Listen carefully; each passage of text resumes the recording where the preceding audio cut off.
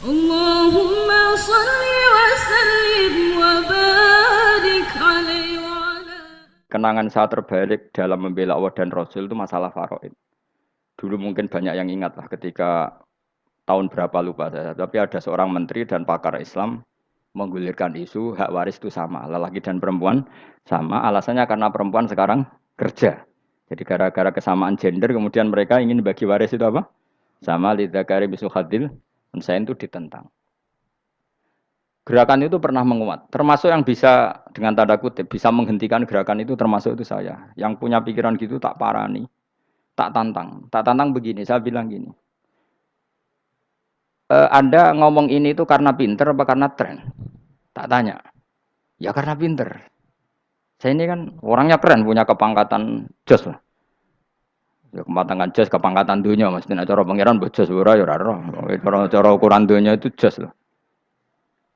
Tak tanya, saya itu Pak Ba, termasuk yang setuju gerakan kesamaan gender. Dulu kan lelaki perempuan itu beda sekali karena lelaki kerja perempuan tidak. Sekarang sama-sama kerja maka warisnya harus sama. Terus saya tanya gini, lalu penyebab warisan itu kerja apa lelaki? Dia jawab kerja.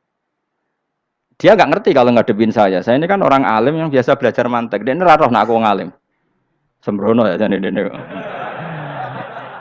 Ketika tak tanya gini, lalu misalnya saya punya anak, yang anak saya putri itu direktur BUMN atau direktur bank atau direktur PT besar. Kemudian anak lelaki saya idiot, goblok. Warisannya dikasihkan siapa? Kalau kerja adalah alasan dapat warisan, berarti anak saya perempuan itu yang dapat warisan dong. Anak saya lelaki kan idiot, nggak kerja. Lalu warisan itu berdasar prestasi apa empati? Kalau berdasar prestasi, malah Anda ini aneh. Sudah kerja direktur BUMN hanya karena dia kerja, dia dapat warisan. Karena Anda bilang asbabul irsi adalah kerja. Kalau saya bilang karena empati, saya juga gak fair. Yang kerja juga butuh modal gak saya warisi, tapi yang idiot tak warisi karena warisan berdasar empati. Lalu Anda milih mana? Bingung deh. Sampai dia ikrar, saya belum pernah mendapat perlawanan seperti ini. Karena Anda ngomong sama orang-orang goblok, kata saya. Terus saya bilang, saya ini ngaji Wahab, khatam berkali-kali. Anda mungkin baca kitab Wahab itu hanya terjemah. Maka menurut Islam, yang menjadi hak waris itu sebabnya zukurah wal unasah. Kelelakian menjadi dapat dua bagian, keperempuanan menjadi satu bagian. Dan itu Islam tidak mau urusan dengan prestasi maupun empati. Mujarrodul zukurah dan mujarrodul unusah. Sehingga dengan seperti ini tuh Islam nggak ribet. Coba kalau kamu pakai ilatul hukmi, pakai cara berpikir logika, malah ruwet. Karena tadi, kalau kesamaan gender itu karena perempuan kerja, lalu misalnya yang lelaki idiot misalnya atau pengangguran, warisan kamu kasihkan siapa? Kalau kerja itu menjadi alasan hukum, kamu kasihkan yang perempuan kan? Aneh enggak? Yang sudah kerja malah kamu kasih warisan, yang nganggur enggak? Berarti berdasar prestasi atau berdasar empati. Kalau kamu dapat warisan, idiot dulu dong. Idiot dulu, goblok dulu, kecelakaan dulu, baru dapat warisan karena dapat empati. Yang sudah PNS nggak perlu dapat warisan karena sudah juga ruwet. Fakih seperti ini ruwet nggak? Ruwet.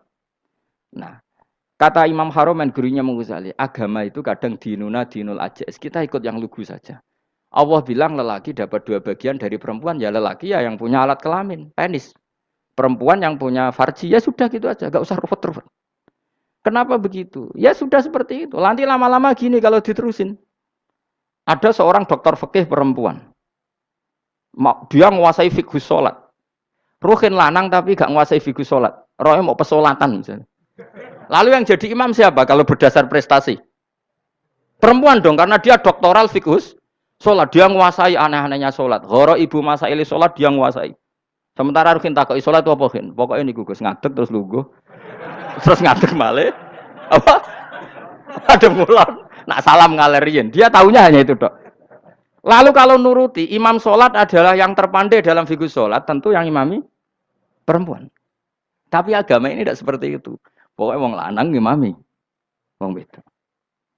Jadi makanya kata Imam Haromen dinuna dinul ajais. Sampai Said Muhammad itu sering ngutip beliau gini kan, Allahumma imanan ka imanil ajais, ya Allah. Semoga iman saya menerima konsep engkau itu ka imanil ajais. Imannya wong wedok-wedok sing lugu. Ajis itu perempuan lugu yang sudah sepuh. Jadi misalnya ngukur anak seneng ya anak kono gedang goreng, ngekei duit, ya lugu saja. Itu bagus. Daripada kamu pakai argumentasi, karena argumentasi ini sebetulnya kelihatan cerdas, tapi ada kebodohan masif. Karena tadi, kalau hak waris kita otak-atik dengan prestasi, maka yang pro empati akan protes. Paham ya? Masa yang sudah kerja dikasih banyak, yang idiot enggak? Tapi kalau berdasar empati juga aneh. Masa dapat warisan harus goblok dulu, harus kecelakaan dulu. Maka Rasulullah pernah ngendikan ketika ditanya, lalu warisan untuk siapa ya Rasulullah? Nabi jawabnya lucu. Fali aula rojulin dakarin. Jadi Nabi sempat ngendikan kata rojul. Kemudian direvisi dakarin. Fali aula rojulin dakarin. Semua ulama ngendikan dakarin di sini adalah badal. Nabi ngendikan rojulin. Kemudian Nabi ingat kalau rojul itu identik dengan lelaki dewasa. Apa? Kemudian Nabi mengulang lagi dakarin. Tidak harus dewasa, yang penting lelaki. Jadi meskipun baru lahir, kalau dalam keadaan baru lahir namanya apa? Kan dakarin kan? Belum bisa dikatakan rojul. Paham ya? Nabi ngulang 2 kali. Fali aula rojulin dakarin. Ini penting saya utarakan supaya clear. Jadi agama itu gak usah diotak-atik. Ya itu tadi, misalnya imam sholat itu lelaki. Ya sudah lelaki. Lelaki itu apa? Yang punya alat kelamin lelaki. Jangan dibalik ini. Yang dikatakan lelaki itu orang kuat. Jika meskipun perempuan kalau kuat, misalnya perempuan anggota poluan, lelakinya cemen, idiot, maka imamnya perempuan gitu. Karena makna lelaki adalah kuat. Ini keruwetan. Jadi agama itu tidak seperti itu. Nah sekarang kembali ke pilihan. Yang dikatakan pilihan itu orang hebat. Apa yang dipilih? Apa berdasar definisi? Apa berdasar kehendak yang milih? Loh kok mulai do pinter? Tumben udah pinter. Alam raya ini milik Allah.